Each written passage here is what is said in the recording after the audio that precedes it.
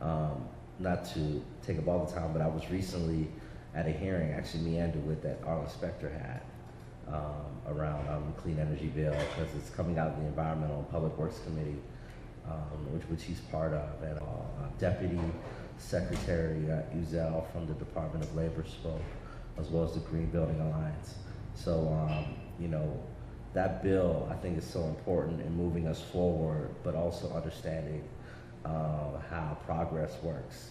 I think it's as valuable as an educational tool to understand we're not just going to flick the switch, no pun intended, and everything's going to change. That there is going to have to be compromises made, and if you're an environmentalist, you know, every compromise isn't going to, you know, be to your fancy, but it is making progress. And, you know, 30, 40 years from now, we'll be able to look back and say this was the beginning of really a true revolution in this country, and creating not only a demand, you know, for the market, you know, for these jobs and these products and services, but also really a huge turn in lifestyle, because people is not only are going to be affected externally, but internally, you know, folks are going to have to change their lifestyles as well.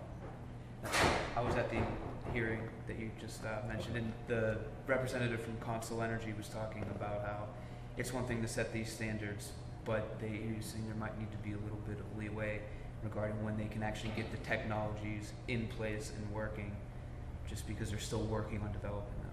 Yeah. It was at the federal courthouse. Yep, yep. And yeah, and just to respond to that, I mean, that's also you know, a controversial point as well, because many folks are active in the environmental movement, you know, would argue the validity and the reality of when it comes to coal, and the concept of what is, to take a page out of our inspector's book, so-called clean coal. And, you know, I think that, you know, right now the technology doesn't exist to do it. 30 years from now, I can't say that the technology won't exist, but, you know, it's extremely challenging type of technology to master. You talk about the idea of, you know, sequestering, you know, carbon emissions in, like, you know, titanium canisters or whatever material they'll make them out of, and burying them in the ground. One person said it's almost kind of like putting your dirty clothes under the bed and acting like they're not there. So, you know, if you could pull it off, great, but I think the reality is, you know, we could spend the next 30 years investing in solar and wind and water and geothermal, and these technologies that are proven, that we know are real, that it's not going to be a huge leap to scale up and deploy those technologies. And coal is still going to be around, you know, for the future. I don't know how far into the future it's going to exist, but it's going to be here for a while, and it's going to be a transition. So it is going to take, you know, a level of partnership, you know, with the utilities. You know, we do the coordinated weatherization campaign. Utilities are at the table, whether it's Equitable Gas, whether it's Duquesne Light, and they've shown leadership because they have mandates. You know, a lot of people haven't been talking about Act 129 when the rate caps go off. And, you know, folks, utility bills are going to go up, and the utilities are mandated into implementing and deploying energy conservation programs. They're doing weatherization that's funded by the utility companies. So, yeah, I mean, it's a reality that everybody's going to have to live with, and it's going to be a shift, you know, for everyone. It's going to be a challenge, but the quicker that I think we get ahead of the process, the better this region will be in getting ahead of it and being able to deploy technology and products and services, you know, to other places that want to come to scale as well.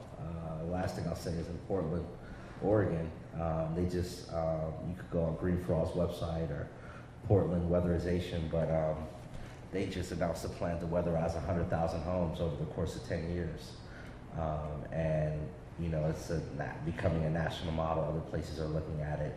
And by taking the federal R recovery funding, you know, as Pat mentioned earlier, is the importance of the recovery, investing those recovery dollars to creating a private market, because really that's what so much of like the energy efficiency and a lot of the green jobs programs that exist and are being funded currently through the recovery program is that it's low income weatherization,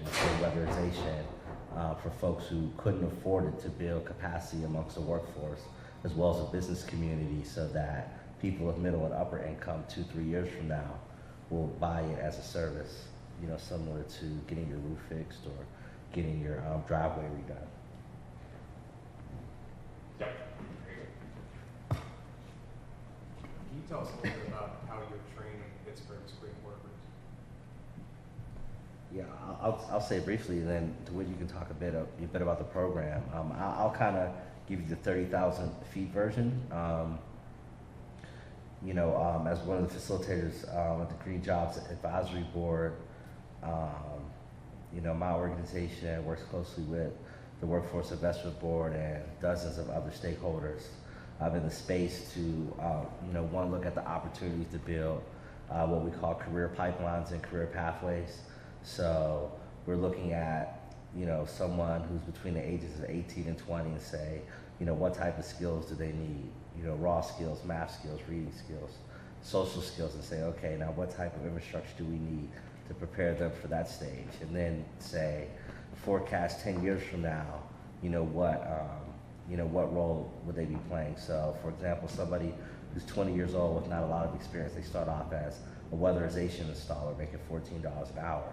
Then we create a pathway of training, development, and work experience so that they may be a solar panel installator by the time they're 30. And so from like 30,000 foot level, it's really looking at how all the pieces fit together. Who are the training institutions? A. Philip Randolph Institute, CCAC, that's playing a major role.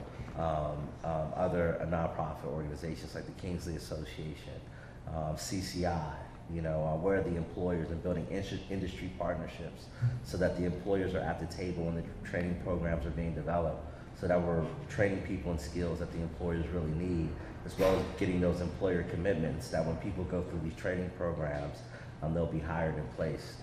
So it gets, in some ways it gets to be pretty complicated from the workforce development side, but as far as from a practical standpoint, DeWitt can talk a bit about the training program they're running right now.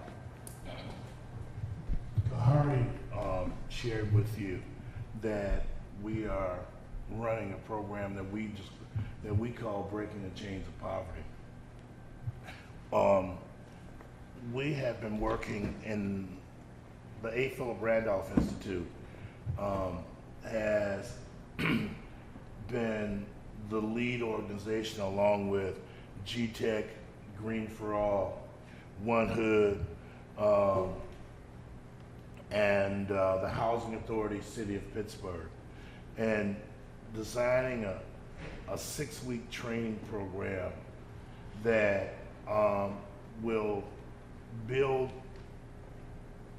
skills so folks will be able to take advantage of emerging opportunities.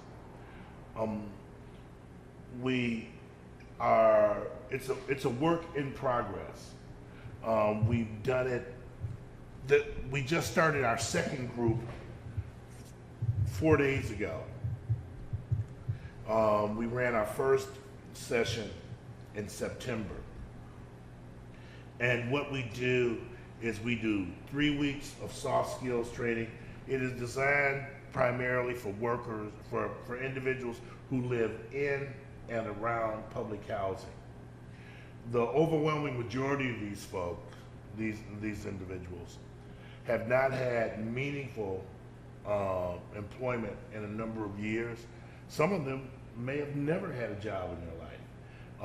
It ranges from young men and women from the ages of 18, and I think the oldest person that we've had in the group is 47. So we do 3 weeks of soft skills training, GED preparation, reading, math comprehension support, and just socialization skills. Teaching them that 8 o'clock means 8 o'clock, not 8:05, not 8:30, not 8:15. Being on time.